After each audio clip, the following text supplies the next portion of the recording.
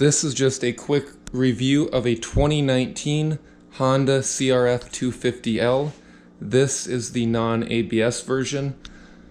The only real difference from the 18 to the 19 is that they blacked out the wheels, which kind of make it look a little better. Otherwise, it's the same bike. As far as stuff I've done, the engine itself is completely stock.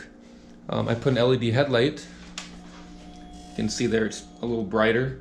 I put these hand guards, and I put different grips on the bike. They were, I think, 10 or 12 bucks on Amazon or something.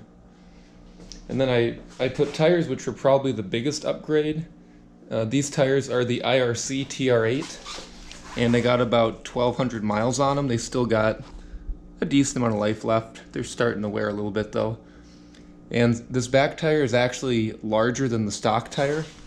It is a 4.5 by 18, which is about an inch taller than the factory tire and a little bit wider. So to counteract that, I upgraded the sprocket, the front sprocket on the countershaft. I basically dropped a tooth, and that essentially gets you the same overall gear ratio, you know, give or take 1 or 2%. So that was kind of the only thing I did. Otherwise, it's basically stock.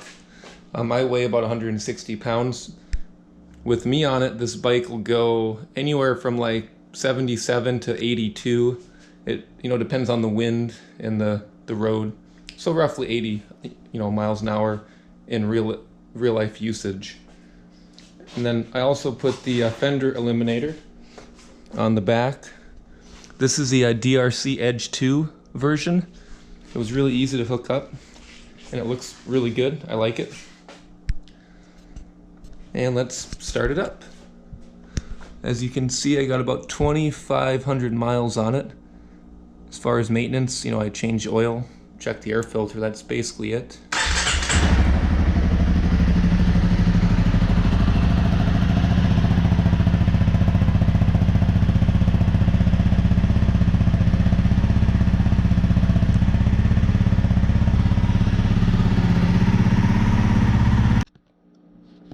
Then I also want to do a quick video and say the main things I like and don't like about the bike. So the one thing I like is the fit and finish. This is typical Honda quality. The bike's perfect. Every weld, every bolt, it just looks put together well. It's been very, very reliable. No issues with it whatsoever at all. It's got a very, very quiet, smooth engine. The brakes are very good. And actually the front fork, a lot of people complain about it and put Race Tech springs and whatnot, but for just normal trail riding, unless you're a really heavy rider, the front fork actually is pretty good. It's not terrible. I think the actual limiting factor as far as suspension is the rear shock, which I've basically uploaded, or bumped up the preload to full, and it's still very, very spongy even with my light weight. So if you're a heavier rider, this bike in stock form is going to feel like riding on a sofa, just bouncing up and down. So with this bike, if you're doing slow trail riding, the suspension actually is good because it's so soft, it just kind of soaks up every bump. But when you start getting to higher speed, fire roads or, sandy type trails, you'll quickly realize that once you go over about 30 miles an hour, with this bike, the suspension just does not sit well.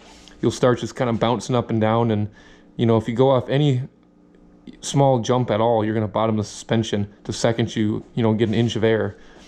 So the suspension definitely is soft. So if you're doing just slow riding and putting around, or even street riding, it's fine. But as soon as you go faster off-road, you're going to reach the limit really, really quick. The other thing I don't like about it is the weight. This bike is, I think, 317 pounds, which for a street bike is light, but for a dirt bike, it's about 100 pounds heavier than like a lot of the, competition bikes. And even for a dual sport, like the 450L by Honda is actually lighter than this. So this bike feels very heavy, which if you ever drop it, you'll know right away because this thing is hard to pick up. Which also lends itself, if you're on the street, especially if on like a highway, this bike actually feels really planted. But when you start going off-road and getting the tight stuff, this bike has a low center of gravity, so you can flick it, but you'll quickly realize that it's very exhausting. If you're doing like single track on this thing, you're just going to feel like you're just pushing around a you know, a giant anchor basically. But those are my main kind of pros and cons to the bike.